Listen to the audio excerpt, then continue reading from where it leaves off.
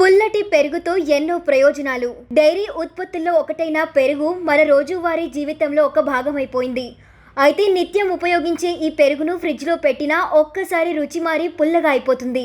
ఇలా పుల్లగా మారిన పెరుగును చాలామంది అవసరం లేదని వాడకుండా బయటపడేస్తూ ఉంటారు. కానీ ఇలా వేస్ట్ చేయకుండా దీంతో రుచికరమైన వంటలు చేసుకోవచ్చని, దీనిని ఉపయోగించడం వల్ల వాటి రుచిని, మృదుత్వాన్ని పెంచవచ్చని చెబుతున్నారు నిపుణులు. మరి ఆ వివరాలు ఈ స్టోరీలో తెలుసుకుందాం.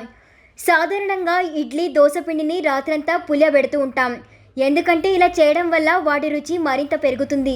అయితే అప్పటికప్పుడు వీటిని సిద్ధం చేసుకోవాలంటే పుల్లటి పెరుగు, కొన్ని నీళ్లతో పిండి మిశ్రమాన్ని తయారు చేసుకుంటే సరిపోతుందని, తద్వారా ఈ వంటకాలు మెత్తగా, మృదువుగా వచ్చి రుచిగాను ఉంటాయంటున్నారు. డోక్లా, స్పాంజీ తరహాలో మెత్తగా, మృదువుగా రావాలంటే అందులో సాధారణ పెరుగుకు బదులు పుల్లటి పెరుగును జత చేయాలని చెబుతూ ఉన్నారు. తద్వారా అది తింటుంటే నోటికి ఒక రకమైన పులుపుదనం తగిలి మరింత రుచికరంగా ఉంటుందని వివరిస్తున్నారు.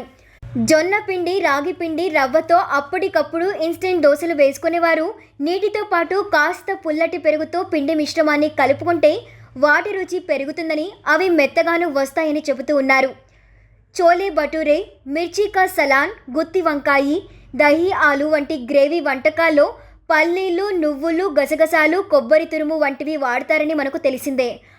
అయితే వీటితో పాటు కాస్త పుల్లటి పెరుగు కూడా వేస్తే కూర ఇట్టే నోరూరిస్తుంది, గ్రేవీ మరింత చిక్కగా వస్తుందని అంటున్నారు.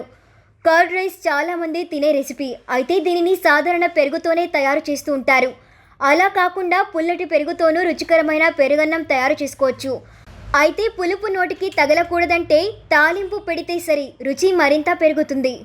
బ్రెడ్, ఇతర బేకింగ్ వంటకాలు తయారు చేసే క్రమంలో పిండిని పులియబెట్టడానికి ఈస్ట్ కలుపుతూ ఉంటాము.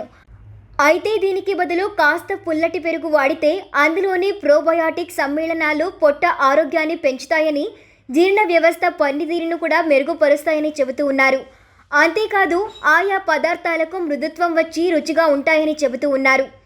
French fries, chicken wings, salads వంటివి క్రీమ్ చీజ్తో ముంచుకొని తినడం చాలామందికి ఇష్టం. అయితే దీని తయారీలో కొద్దిగా పుల్లటి పెరుగు వాడితే నోటికి పుల్లగా తగులుతుందని, మరింత రుచికరంగానూ ఉంటుందని చెబుతూ ఉన్నారు. మజ్జిగ చారు చాలామందికి ఫేవరెట్. ఎన్ని కూరలు ఉన్నా ఈ పెరుగు చారుతో తింటేనే తృప్తి. అయితే దీని సాధారణ పెరుగుతో కంటే పుల్లటి పెరుగుతో తయారు చేస్తే మరింత రుచిగా ఉంటుందని, మరింత ఆరోగ్యం కూడా పెంచుతుందని చెబుతూ ఉన్నారు. ఇక దహీ వడ కోసం సాధారణ పెరుగు కాకుండా కాస్త పుల్లటి పెరుగు ఉపయోగిస్తే రుచి బాగుంటుందని అంటున్నారు.